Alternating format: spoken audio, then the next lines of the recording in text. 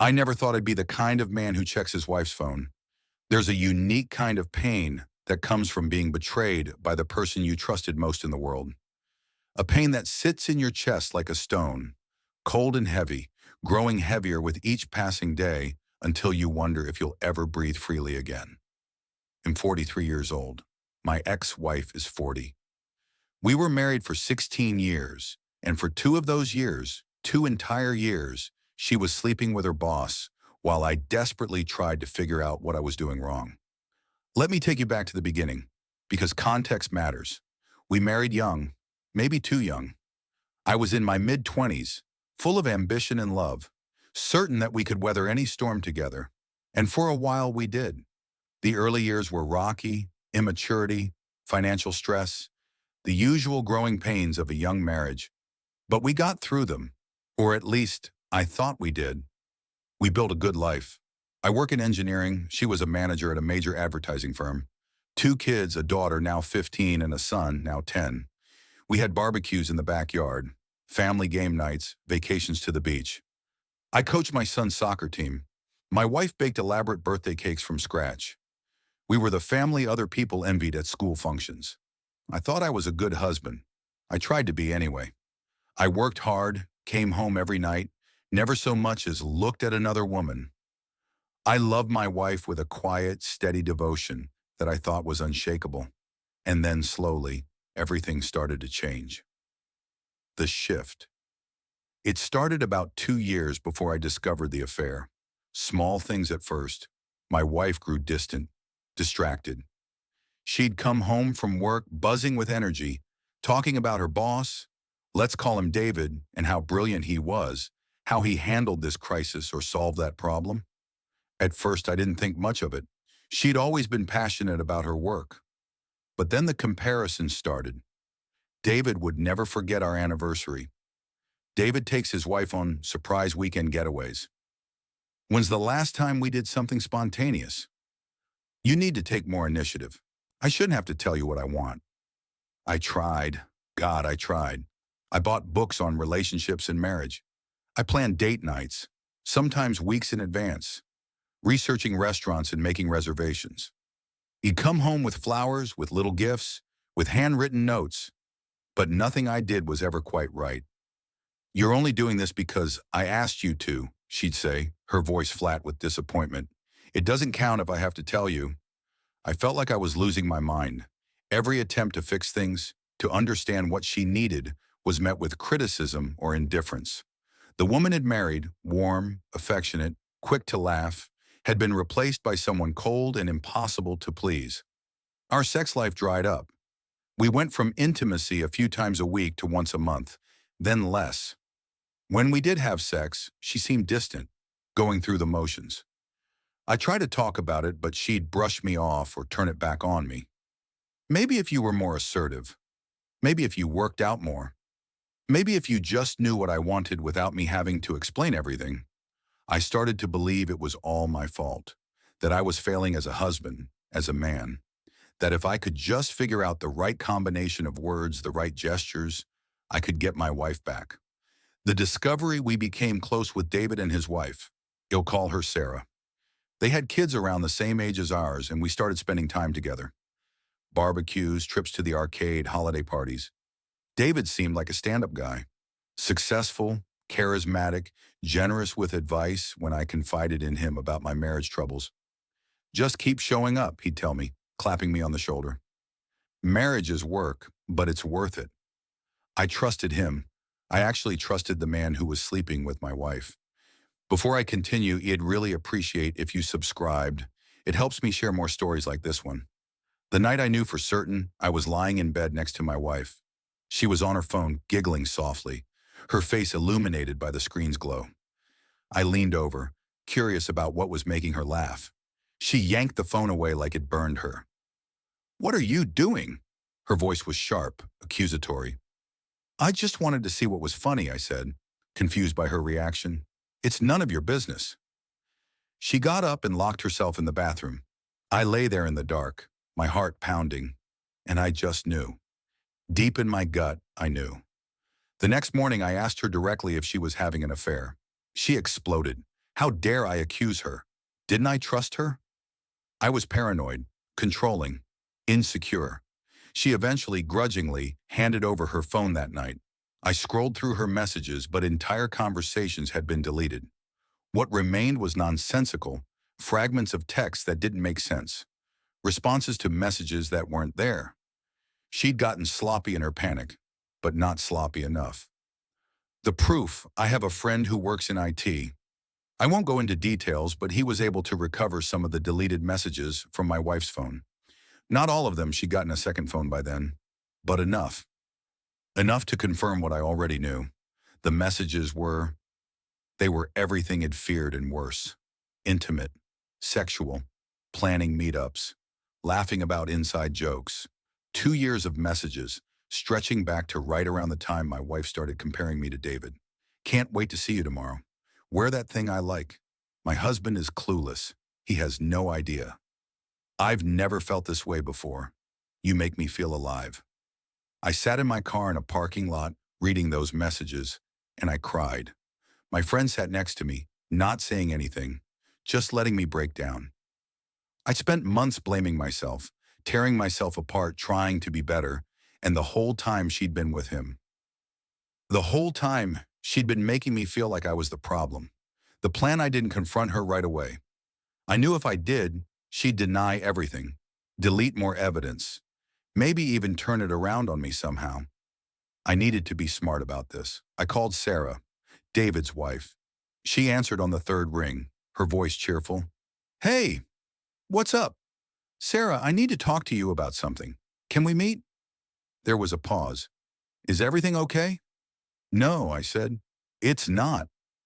We met at her house the next day while our spouses were at work. I showed her what I'd found. She went pale, then red, then pale again. Her hands shook as she scrolled through the recovered messages. "I need more," she said finally, her voice steady despite the tears streaming down her face. "I need undeniable proof before I do anything." We worked together over the next few weeks. She had much easier access to David's phone than I had to my wife's second one. David, it turned out, was arrogant enough not to bother deleting anything. We found everything. 2 years of messages, photos, which we didn't look at closely. We didn't need that trauma. Hotel receipts, details of their encounters in our homes and our beds, on business trips we'd believed were legitimate. Sarah and I sat at her kitchen table. The evidence spread between us, and we made a plan. We were both going to file for divorce. We were going to do it simultaneously, catching them completely off guard, the same way they'd blindsided us. The confrontation: through Sarah's monitoring of David's messages, we knew they had a weekend getaway planned, a hotel about an hour away. They'd told us both they had work commitments. I called the sheriff's office and explained the situation. They were surprisingly understanding, apparently. Serving divorce papers at a hotel isn't that uncommon. On Saturday morning, I drove to the hotel with the sheriff. My hands were shaking so badly I could barely grip the steering wheel. Part of me still didn't want to believe it. Part of me hoped it was all a terrible mistake. The sheriff went up to the room and called my wife down to the lobby. I waited, my heart hammering against my ribs. She emerged from the elevator in a white bathrobe, her hair damp from a shower. When she saw me, her face went through a rapid series of expressions: confusion, panic, anger. "What are you doing here?" She rushed toward me, grabbing my arm. The sheriff stepped forward. "Mom, I need to confirm your identity." She gave her name, still staring at me with wide, frightened eyes. He handed her the papers. For a moment, she just stared at them, not understanding. Then realization dawned. "What is this? What are you?" "You had an affair," I said, my voice surprisingly calm. "I'm leaving you." She started screaming, crying, pulling at my arm, trying to drag me away from the sheriff. "You can't do this. You don't understand." "It's not what you think. This is your fault. If you had just, Mom, you need to let him go." The sheriff's voice was firm. She released me and I walked away. Behind me, I could hear her sobbing, calling my name, but I didn't look back. David was served at his house an hour later when he rushed home after my wife called him in a panic. Sarah told me later that the look on his face was almost worth the pain of the past 2 years. Almost. The aftermath. The next few months were a blur. My wife refused to leave the house, so we lived together in excruciating tension while the divorce proceedings crawled forward. She went from angry to pleading to angry again, sometimes within the same conversation. It didn't mean anything. It was just sex. I never wanted to leave you. I was going to end it. Other people get through this. Why can't you forgive me? You're ruining our family over a mistake. People, friends, family, even my own mother told me I was being too harsh, that people make mistakes, that my wife was truly sorry and I should give her another chance. You're moving too fast, my mother said. You'll regret this. But I couldn't do it.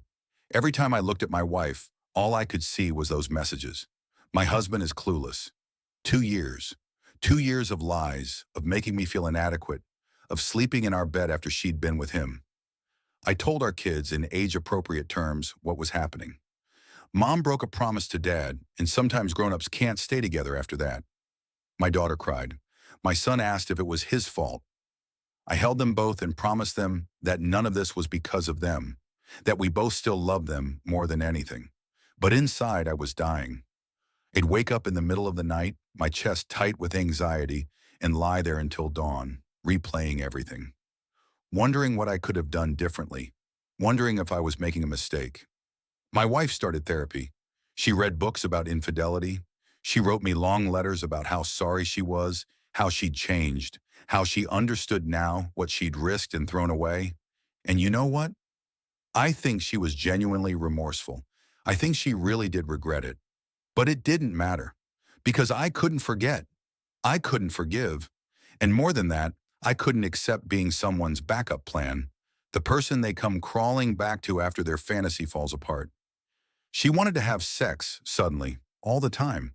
She'd try to initiate constantly, buying lingerie, sending me texts, touching me in ways she hadn't in years. I want to show you how much I love you, she'd say. And part of me, a wounded, desperate part, wanted to give in. I missed the intimacy. I missed feeling wanted.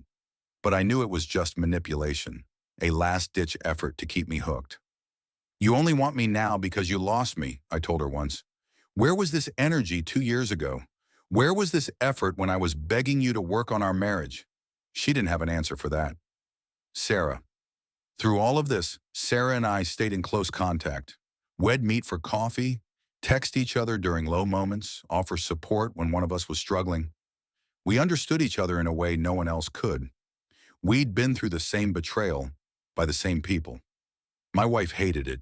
She was convinced we were having an affair, that Sarah was the reason I wouldn't give our marriage another chance. You need to stop talking to her, my wife demanded repeatedly. How can we move forward if you're constantly reminded of what happened? We're getting divorced, I reminded her.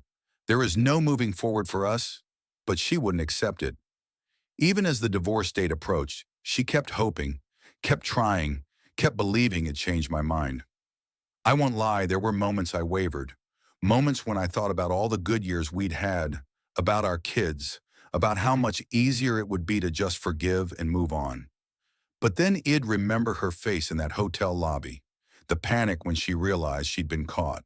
Not remorse, panic, fear of consequences. And I'd remember those messages. My husband is clueless. No, I deserved better than that. Moving forward. The divorce was finalized in February. We split everything as fairly as we could. My ex-wife was actually generous about it, maybe out of guilt, maybe hoping kindness would change my mind. I don't know. The day it became official, I went home and broke down. I've been holding myself together for so long, and suddenly it all hit me. The failure, the wasted years, the fact that the woman I'd loved more than anything had betrayed me in the worst way possible. I grieved like she'd died, because in a way she had. The woman I married, the woman I thought I knew, she was gone. Maybe she'd never really existed. Sarah's divorce finalized around the same time. We'd been spending more time together, and somewhere along the way, things shifted, became something more than just mutual support. After my divorce was final, we had dinner together. Just dinner. That was the plan. But there was wine and conversation and a connection that had been building for months. We slept together that night. I won't apologize for it. I wasn't married anymore. Neither was she. And God, it felt good to be with someone who actually wanted me. Someone who put in effort. Someone who made me feel like I mattered. My ex-wife found out eventually. She was devastated, furious. She accused me of planning it all along, of having an affair the whole time, of choosing Sarah over her. "You're a hypocrite," she spat. "You're doing exactly what I did." "No," I said calmly. "I'm not. I waited until after the divorce. I didn't lie to you for 2 years. I didn't make you feel worthless while I was with someone else. Don't you dare compare what you did to this." Now it's been over 2 years since the divorce. Sarah and I are still together. We're careful with the kids, making sure they have therapy and support. It's not always easy. My daughter struggled for a while, angry at her mother, confused about the new family dynamics. But we're working through it. My ex-wife she's still not over it. She still hints at wanting another chance, still goes to the gym and therapy, still can't quite accept that we're done. I've made my peace with the past. I forgive her in a way. I understand that people make mistakes, that she's genuinely sorry for what she did. But I also understand that I deserve better. I deserve someone who chooses me every day, not just after they've been caught cheating. Sarah and I might not last forever. Maybe we're both just wounded people finding comfort in each other. But right now, I'm happy, actually happy. I wake up next to someone who makes me feel valued and loved, someone who meets me halfway. And that's enough. Lessons learned. If I could go back and tell myself anything at the beginning of this nightmare, it would be this: respect yourself. Never accept disrespect from anyone, not even the people closest to you. You deserve a healthy, fulfilling relationship. Don't settle for scraps. Don't stay with someone who gives their best to someone else. Communicate, but know when communication is enough. I tried to talk to my wife for months. Sometimes the relationship is just broken beyond repair. Only you can heal yourself. Therapy helped, time helped. But ultimately, I had to choose to move forward. And maybe most importantly, it's not your fault. I spent so long thinking I was the problem. But her affair was her choice. Her betrayal was hers to own. I'm not perfect. I made mistakes in my marriage. But I didn't deserve what she did to me. And neither does anyone else reading this who's been through something similar. You deserve better. Don't settle for less. That's my story. I hope it helps someone out there who's going through something similar. You're not alone. And it does get better, I promise. Take care of yourselves.